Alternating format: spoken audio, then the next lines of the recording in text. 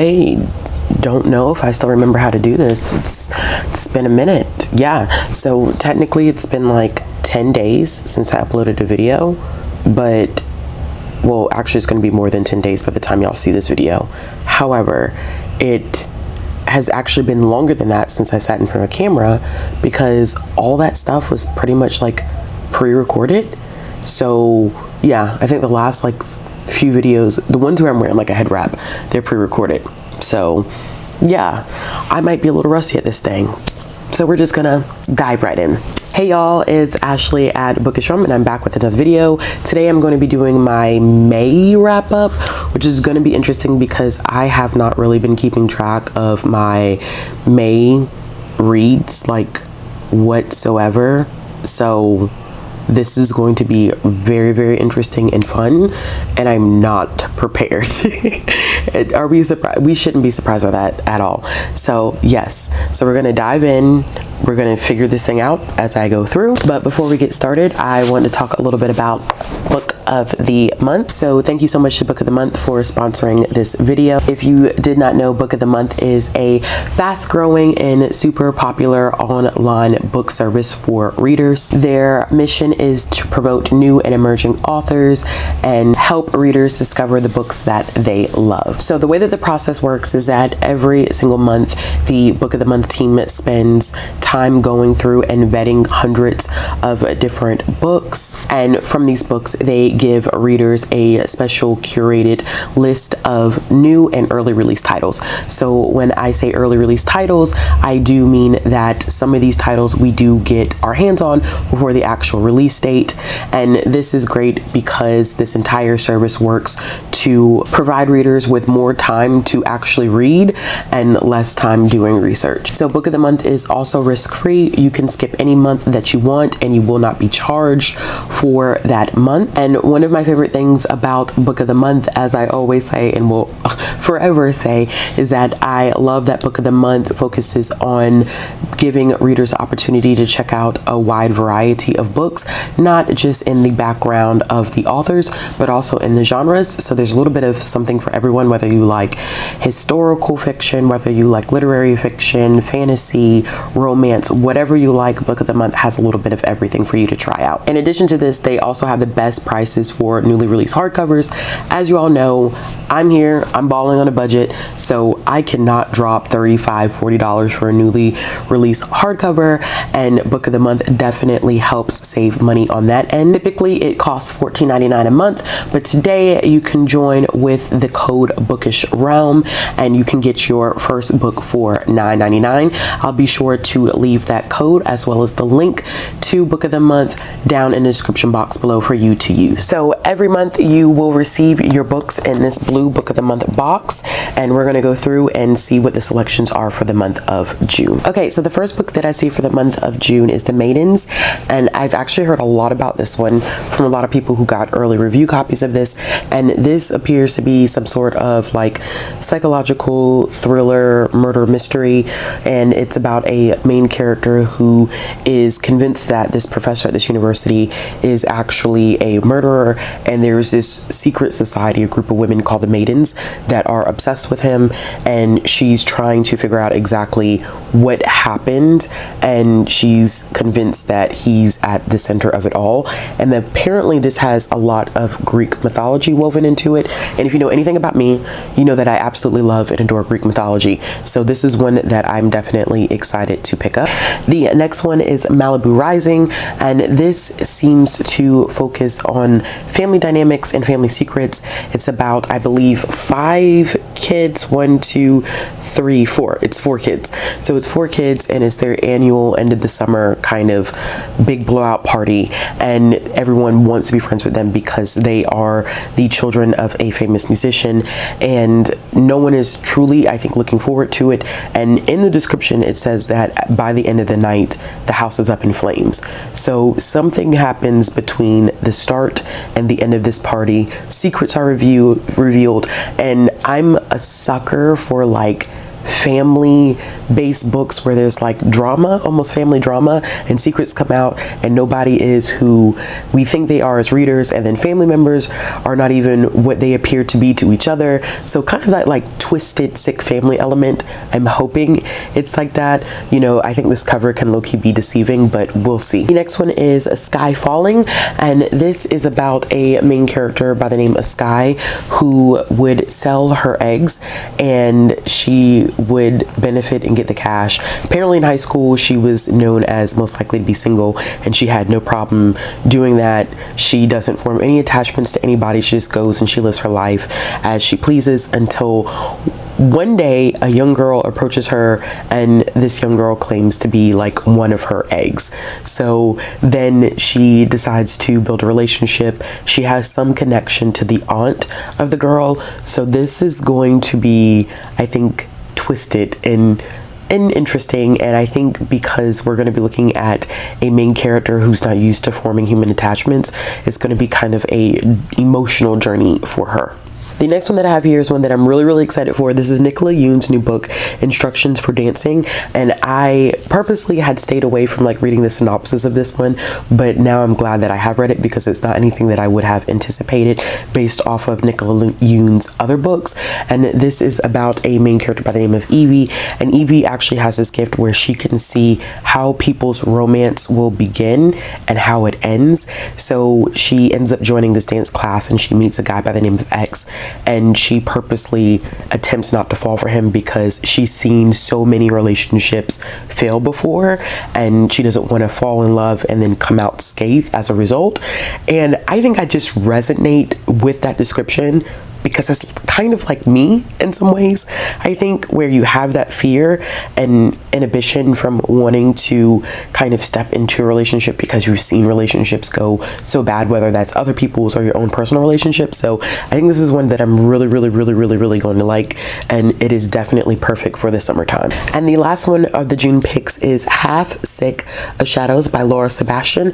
This is actually a King Arthur retelling from the perspective of Lady of Shalott, and this is a feminist retelling. So she has the ability to see how everything is going to happen with King Arthur, with Lancelot, and with Guinevere. And with this special gift, she can see all the possibilities of how their story will play out because she's close to all of the other characters, and now she's trying to somehow change their destiny. So I'm familiar with the original Arthurian legend, so I'm interested to see how this is going to play out as a feminist retelling. All right, y'all, so those are the 5 books for the June book of the month selection.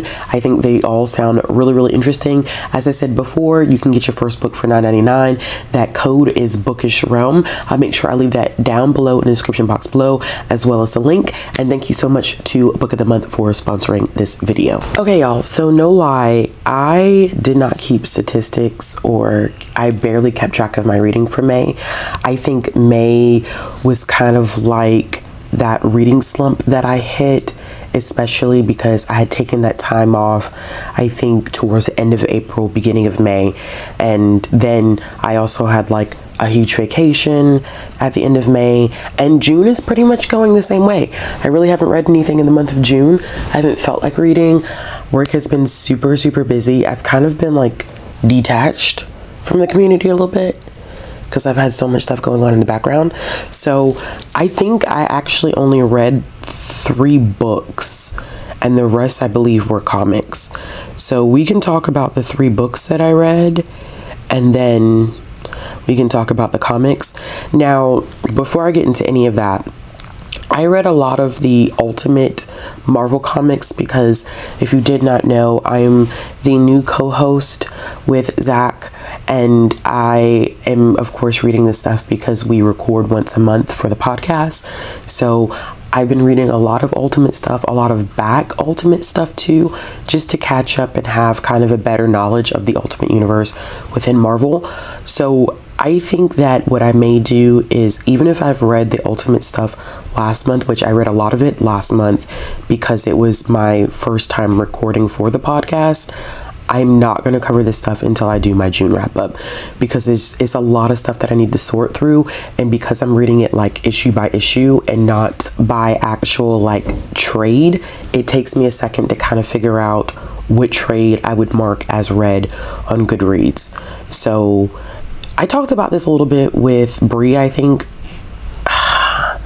It's easier to kind of just go with the flow. Like I like tracking, but I'm just reading, and then if I remember to track, I track it. If I don't, it is what it is at the end of the day. Like, yeah. So I'm not going to go over that stuff, but I will go over some of the other like single issues that I did read, and covering the other trades that I read, and then the 3 books that I read. So the first book that I read was for Patreon, and it's Jade City by Fonda Lee. This is the first book in the Green Bone saga. It was so good. I think when we did our live show discussion, I said I was going to give it like 4 or 4.5 stars. I did a blended read of this one, and it made it really easy to get through it. If you did not know, when I read fantasy, a lot of the fantasy that I end up reading tends to be more on the YA middle grade end of the spectrum. So for me, adult fantasy is not more difficult, but I think it's more intimidating for me. It was a great feeling to know that I actually made it through Jade City and really just ate it up. It's a lot of political, military strategy that is involved in this entire world that is based off of Jade, and Jade being this powerful substance that only a certain group of the population can control. There are warring kind of groups. I want to say factions, but factions is the first word that comes to mind. But they're warring groups, and one is attempting to overstep their boundaries, and there is a family that is trying to maintain their power. I am not a huge Hilo fan. I think everybody's like a Hilo fan, and I didn't connect to him the way that I think everyone else connected to him.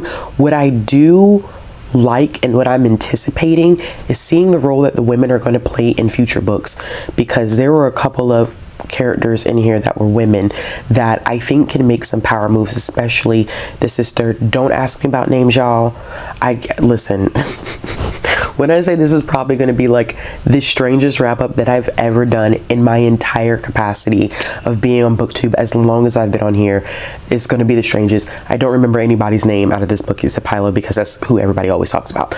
But the sister, Hilo's sister, is making some boss moves in this book. So I'm anticipating what Hilo's wife and sister are going to be doing in the next book, which is Jade War. So definitely enjoy this. This does live up to the hype. It lived up to the hype for me, which also is a very strange thing. I usually don't buy so much into books that everybody kind of raves about, which I think is a psychological thing. But this one definitely hit the spot. And if I just had the capacity to want to read something right now, I would have already picked up Jade War, but you know, I haven't done so yet, but it'll happen soon. The next book that I ended up reading was Tokyo Ever After, and this was an interesting one. I actually listened to this one via Libro FM, and Tokyo Ever After, I've seen it described as a mix between like Princess Diaries and a couple of other things. I've seen it kind of tagged as Crazy Rich Asians, and I think that Bethany and I kind of have the same feelings about that. I think this one is just a tad bit more serious than that, but it definitely does give me kind of like Princess Diaries, where we have a main character who does not realize that her father is actually royalty. She finds out that he is, and then she goes to Japan in order to become accustomed to that side of the family. And I don't think at that point he even realized that he had a daughter, the way that things kind of worked out. So I was intrigued by that premise, and I think that this is a book that does great things with self-discovery and also that feeling of sitting in between two cultures. I like books that do that, where you have people who are part of a marginalized community, but they are part of that marginalized community because of like a diaspora. So like, for instance, she is Japanese, but it's almost like she's not American enough, but then she's also not Japanese enough. So she's caught somewhere in between the middle, and she has a very, very hard time getting acclimated to the royal customs of her family. She has some family members that are not happy that she's there. They don't like her, and there are some pretty tough topics that are discussed in this. Overall, I thought it was a well-written book. I would like to see what else this author is going to do in the future. If they've written anything else, I don't know. I wasn't sure if this was a debut or not, but it was a solid book. It wasn't my favorite, but overall I think I did enjoy the writing style and the premise of it, so I ended up giving this one 3.5 stars. And it's interesting because both with Jade City and Tokyo Ever After, I still have not written a physical review on Goodreads. So we're just kind of going off of the top of the dome of what I remember from reading these books like a month ago type of situation. And the last physical book that I read / listened to, because I listened to it on audio, and it was A Dating Plan by Sarah Desai. I read The Marriage Game last year, I believe. So this is the second one that came out this year, and it's about two, I don't want to even say that they're enemies to lovers. They know each other, and they decide that they are going to date each other for convenience. And it's convenient because our heroine is tired of having to go through like matchmaking through her family members, and then our hero is trying to get inheritance, I believe, from his grandfather, and in order to get that inheritance, it is kind of a thing where he has to be married, somewhere contractual, he has to be married. So they decide that they were going to quote unquote do a dating / marriage of convenience, and of course they end up falling in love with each other. I mean, it's your stereotypical tropes. I think the way that this is executed, our hero is not likable. He's not a likable guy, and I think that his attitude is supposed to be charming. He's kind of rude in some ways, not like grossly rude, but it wouldn't be somebody that I would be attracted to, let's put it that way. So I didn't find his certain like humor very charming, although I think maybe some readers will. I didn't find it particularly appealing, so it was kind of a turn off. And then I think that once again we kind of see in some romance novels where there's not enough chemistry between the two characters for readers to be invested in their romance. So for me, this was like a solid 3-star read. It wasn't a bad read, but at the same time, it wasn't a read that I necessarily like I'm gonna remember. And you know, for the third book, I probably will just end up once again probably listening to the audio from the library, because it's not one that I would invest my money in per se. But since I'm already too deep in the series, I kind of feel compelled, because they're 3.5 star reads. I think I gave the first one 3.5 stars. This one's a 3-star read, so they're solid, but not anything to kind of like brag about at the end of the day. Okay, y'all, so this is where we dive into basically the comics. So those were all the books that I read.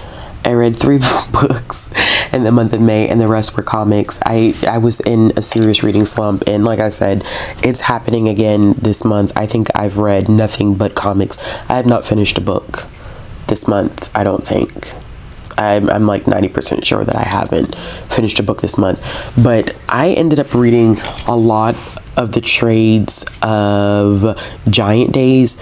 I read volumes 3, 4, 5, 6, and 7 of Giant Days, and I'm not going to really get into all of the details of Giant Days, because Giant Days is slice of life. I can't really give you descriptions of each volume without me spoiling it, but it does focus on 3 main characters who are going to uni, and basically we just follow them through like their daily experiences, romances, failed classes, you know, trying to basically figure out life, which I think is very interesting, because a lot of what they experience going to uni is what I think a lot of us experience whenever we decide, or if we decide to go to a post-secondary, you know, like college or university.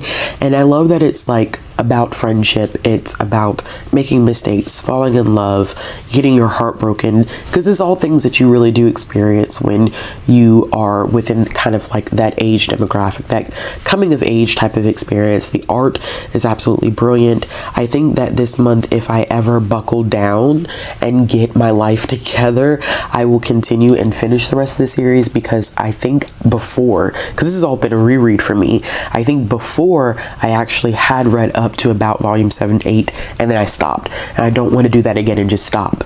And then it'd be like, okay, let's reread all 8 volumes again and then continue on. So hopefully this month I'll get my life together and get that done. Okay, for some single issues that I ended up reading, I did read Sensational Wonder Woman issue number 2. Sensational Wonder Woman is kind of interesting to me because Sensational Wonder Woman, it's not a particularly it's not a consecutive story. Every single issue is a different story, and it's not something that I dislike, but when you start doing like compilation stories like that, you'll have issues that are going to be like a hit or a miss. So for Sensational Wonder Woman, for this issue, I liked this one because I did not realize that there were other Amazonians, kind of like other people that existed outside of the world of, or the home of Wonder Woman, and they end up meeting. So this cover is a good indication, and they end up battling. And I won't go into details because 35 pages, single issue, I say too much, I'll spoil the whole thing. But I thought the artwork was good. I thought the action was good. I think for this one, I wanted a little bit more. I felt like we got a lot of action and build up, and then it was like a quick resolution. So like I said, these are going to end up being a hit or miss for me, but I did end up giving this one 4 stars. Y'all, this is the best comic series of 2021, okay? Tynion, my man, he is killing it in this comic game. I don't care what anybody says. He's writing so much for DC. He's doing indie stuff. He's just killing the game right now, and I appreciate him so much because he's giving me the content that I'm not even worthy of. And this book right here is the book that I am not worthy of. Joker has been a hit every single issue, and granted, we're only 3 issues in. I think I get the 4th issue this week. I think it comes out this week. Fingers crossed it comes out the week, like this week, as in when this video goes up. But I'm so invested in this, and people still can't get over the fact that this is not an actual Joker book. This is a Commissioner Gordon book. I don't care. Like, Joker's presence is on every freaking page. It is about the psychological damage that Joker has done to Gordon, and I can't get over how screwed up Joker is and how much he has ruined Commissioner Gordon. The ending of this issue, y'all, the ending, so crazy, so crazy. I have never been so amped over a comic before, and y'all know I get amped over comics and graphic novels and manga. Like, I love him. This issue right here hit the spot. 5 stars. It's probably gonna be one of my favorite books of 2021. I'm so excited. So yeah. The next one that I read that is so crazy, this was a bomb book. Okay, this was good. I gave this one 4 stars. This is the 3rd issue of America Chavez, and I think, and somebody tell me if I'm wrong if you know, I believe that they're about to introduce America Chavez into the Marvel Cinematic Universe. So I'm interested to see if they're gonna pull her origin from these comics, or if they're gonna go from past origin stories. But this one has a new appearance, first time appearance of a character, so this is a big issue within this run anyway. But it picks up where the other two issues have left off, but the introduction of this character, not gonna say who it is, but the introduction of the character into the storyline changes the entire origin story.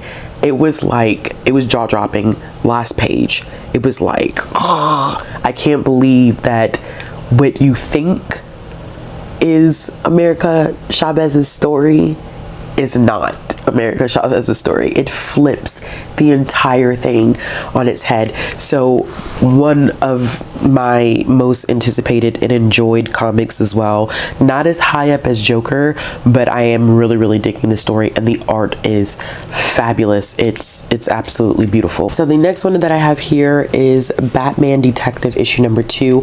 Tom Taylor is doing something really interesting with Batman Detective. This is definitely a older Batman. It takes place outside of Gotham, definitely focuses more so on like the mysterious elements of a Batman story. And this is where I for the first time met I think his name is Henry. I think you would say in English is Henry, but I wonder if it would be Henri. I don't know. Me thinking in terms of like how you could really pronounce that name. But this is focusing on these group of individuals that are purposely attempting to assassinate every person that Batman has ever saved. And we don't know the motive behind why they're doing this. And it's so sad. And what I think I like that Tom Taylor is doing is he's really bringing to light a couple of Batman's weaknesses, which definitely is not relying on other people. Batman is one of those individuals or characters that enjoys working in isolation and not with other people, even being a part of the Justice League. Him as a character, he's a very interesting character, and Batman and I are not really compatible, but there's a couple of things that are being done now with DC's look at Batman post Future State that I'm really enjoying, and it's appealing to me as a non-Batman reader. And I think that this one really does pull out that weakness of him not knowing when to ask for help and how that can so easily be used against him. So yeah, I'm excited to continue to read. I have the 3rd issue of Batman Detective. I think it's at work. As if I had time to read my comics the way I want to read them at work during my lunch break. But it's at work. I'll pick it up sometime this week. So the next things that I read were Challenge of the Super Sons issues 1 and 2. Now, I've been reading a lot of Teen Titans. I actually did read Teen Titans Full Throttle in May as well. I haven't written a review for it yet, but this is the introduction of I don't think this is the introduction, but this is a continuation of the new Teen Titans team, which the dynamics are, you know, a little different than what I had been expecting from the original Teen Titans team. Not a bad read, just interesting. And so I decided to pick up Challenge of the Super Sons, which I believe is a digital first series. So is Sensational Wonder Woman. And okay, so if you've read anything related to Super Sons, you know that Damian and John have their issues. They have a lot of banter, but they have a friendship that develops and it works. I think with this, it almost feels like we're rebooting what they've already done. So it's weird. If you've read it before, it is very weird because it's like, well, I thought we've gotten past like these character issues, especially with Damian. Damian is a very morally gray character. You love him and you hate him. And I think that he has a lot of growing that he does, especially that I've seen in Teen Titans. So to go back and kind of read these 2 issues, it's kind of confusing for me as a reader because I'm like, but I know that he's better than this. So it's weird, and then it does read younger. I think this would be like a good series, like if you had kids that were really getting into comics, but I don't know if this is one that I specifically am going to continue. It wasn't on my pull list either, so I don't think I'm going to continue it. It really just focuses on them having these adventures together. It's kind of a time travel element where they have to save certain people before their time runs out, and one of them specifically focused on Wonder Woman. There was this interesting reveal about Batman, but I mean, they're like three-star reads, like nothing really to brag about, to be honest. So the next single issue that I read was Wonder Woman 772, and this is Cloonan's run of Wonder Woman. And you know, I think the last issue that I talked about in my, it would have been my April wrap up, is that I wasn't really keen on it. Like, I wasn't really invested in it, I think, the way that I was anticipating. And we keep running with this whole vibe of Diana being stuck in Valhalla and trying to save her friend from the Valkyries. We're getting a mix of Greek and Norse mythology. Thor and his father Odin are part of this, but man, oh man, oh man, I think the journey itself is really dragging me. I'm not invested in it, but this character breakdown, though, is very, very intriguing. So I don't know how well y'all can see this cover. So there is a different version of Wonder Woman on the, what is my right would probably be your left, depending upon how this flips when it's uploaded. But there's this question of why Wonder Woman really wants to stay in Valhalla. She's claiming that I want to stay because I'm trying to save my friend from the Valkyries. However, there's also this question that while she's in Valhalla, Wonder Woman can be as violent as she wants to be. I mean, disgustingly violent. And there is no moral or ethic code that she has to follow. So then, as a reader, you begin to question, are you here, or are you staying here because you truly can't remember who you are and you're just trying to save your friend? Or is there some personal issue here that you're trying to reckon with, that you really enjoy the violence, you enjoy the gore, and you enjoy not having repercussions for your actions the way that you would have repercussions if you were outside of Valhalla? So because of this character analysis and breakdown, I keep sticking with it, but we're gonna see. It's still on my pull list. This is like a solid 3-5 for me. We'll see where the story goes. The next one that I have here is Justice League Last Ride. This is a new mini series, maybe. This one was done by Chip Zdarsky, which Chip Zdarsky's been doing some great things just in the comic book world as well. I read his indie book Silver Coin. I can't remember if I read that April, May. I don't know if I talked about it or not, but anyway, it's a new horror anthology series that's doing some great things.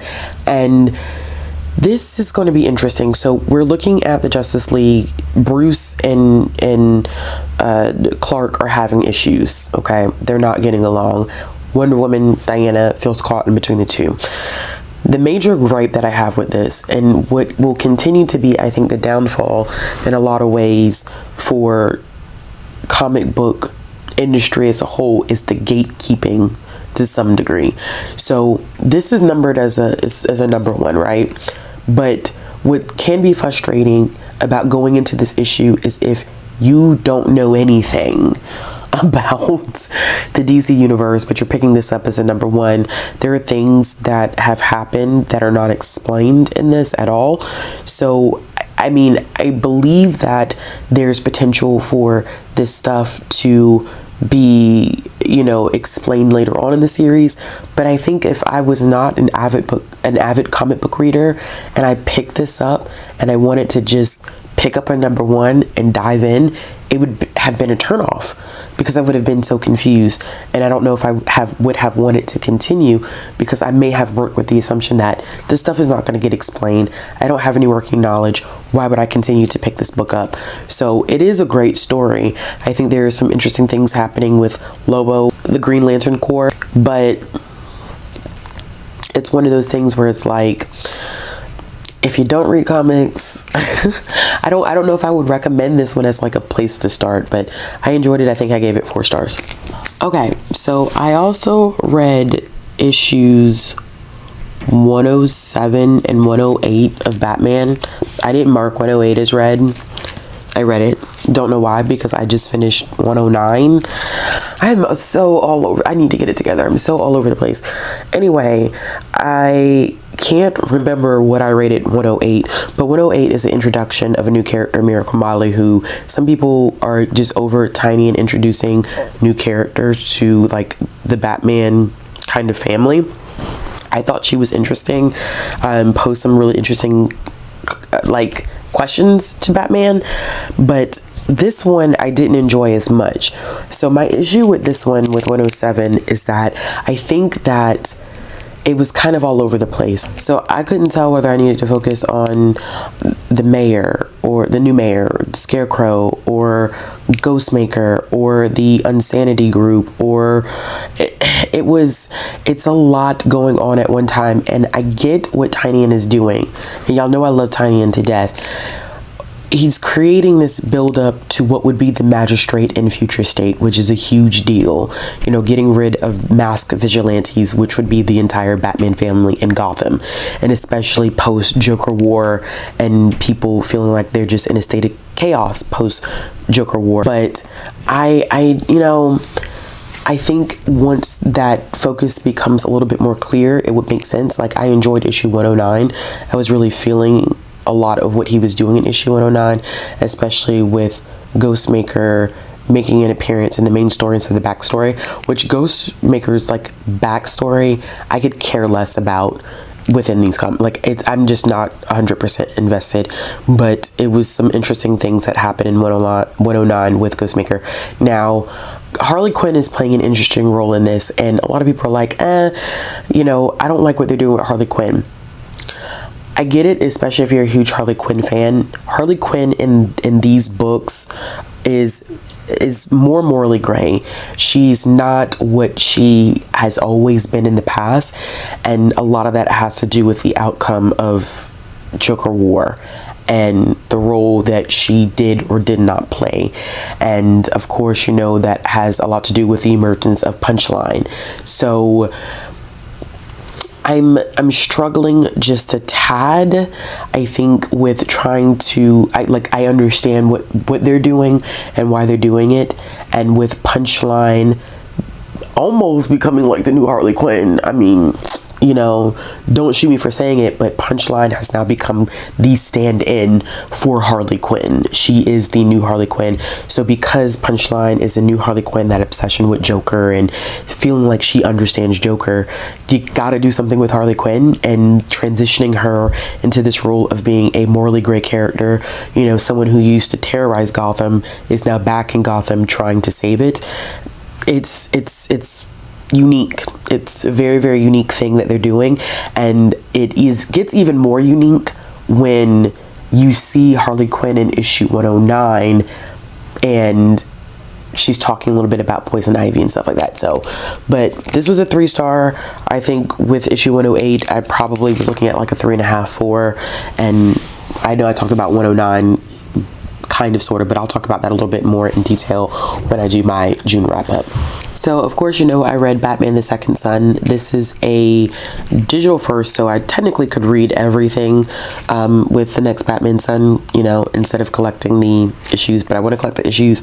And this of course is being written by Ridley. John Ridley also is the writer of 12 Years a Slave, and he also is going to be writing the new run of Black Panther, since Ta-Nehisi Coates should have just finished up his run of Black Panther. John Ridley will be taking that over at Marvel. This is kind of what happens once again. This takes place before Future State, after Joker War, and I'm trying very, very hard, and I think I said this in my wrap-up, I'm trying very, very hard to catch up with what happened in Joker War, because a lot of things that are happening in the Batman book are directly related to Joker War, and there is some family conflict going on between Jace and some things that he has and has not done in regard to his family, and oh man, I don't even really want to get into it because I feel like it's short. I wish it was longer, but it's short, and I hate talking about single issues sometimes because I don't want to give away too much just in case somebody does anticipate wanting to pick this stuff up. But it does have to do with the next Batman and what Batman will look like and who Batman will be post Future State. So I'm excited to see this. Black Batman, I'm here for it. We love to see it. Now let's talk about a book that surprised me. This is Flash, issue number 768. I have never been a huge Flash reader in general because of the fact that Flash deals a lot with time travel, and something about my brain can't always comprehend time travel, so I usually steer like far away from it. But this is really great. This was good. This not only looks at some time travel stuff in terms of like the Speed Force and some things that happened to Wally, but it really does look at the kind of the bromance and the mutual respect that exists between Barry and Wally, and what happens with Wally in the Speed Force, because there are some things that happen. It was fast paced, lots of action, crazy things, crazy revelations. I have not picked up the other issues yet. I have 769.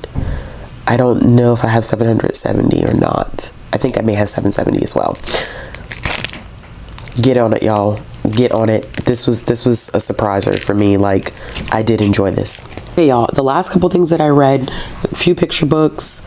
I read Something Stinks by Jonathan Finsk. I also read Thoughts Are Air by Michael Arndt, which was phenomenal. Such a freaking good picture book that talks a lot about some things that are happening right now, and teaching kids what adults can't seem to grasp is that your thoughts become words, your words become actions, your actions have impact. One of the best picture books of 2021. I thought it was absolutely great. And then I read Moon Camp by Barry Gott. So I don't really talk a lot about the picture books I read, but I'm gonna start including them more. In terms of manga, I only read 3 manga in the month of May. I read 2 volumes of Your Lie in April, which was volumes 4 and 5. You know, they were 5-star reads for me. There's no question about it. They were 5-star reads for me. Absolutely adored them. The series is so freaking sad. The classical pianist in me just can't get over it. I'm loving it. I'm digging it. I'm eating it up. I know it's gonna make me cry. And then I finally read Sweat and Soap, honey. Whew. Now I see why everybody keeps talking about Sweat and Soap. I loved it. It was so good. It's about this woman who has a perspiration issue, so she constantly tries to stay with like good smelling products in order to, you know, deal with that specific issue. And there is a guy who works at the same soap company as her, and he likes to smell her to get ideas for the next soap products. And then one thing leads to another, and they start this romance. It's cute. It's this cute. I would have never expected it to be that cute and charming, but it was good. And I plan on getting the rest of the volumes digitally and reading them because it's cheaper for me to get them digitally. But I absolutely loved it. All right, y'all, so that's it. That's crazy. Like, I think I read more stuff than that. I think I read a Teen Mom 2 biography. I think Leah's autobiography I read. I never marked it as very good reads. Maybe I should just keep a written list of what I've been reading throughout the month, because I've really been bugging. Like, I've just been so detached since I came back from a vacation. It's been like work, and, you know, taking care of the little one. So yeah, that is it. If you like this video, give it a thumbs up. If you want to see more content from me, click the subscribe button, hit that bell for notifications. And as always, I'll be back with another video soon. Make sure you check out the links below for my social media, as well as ways to support this channel.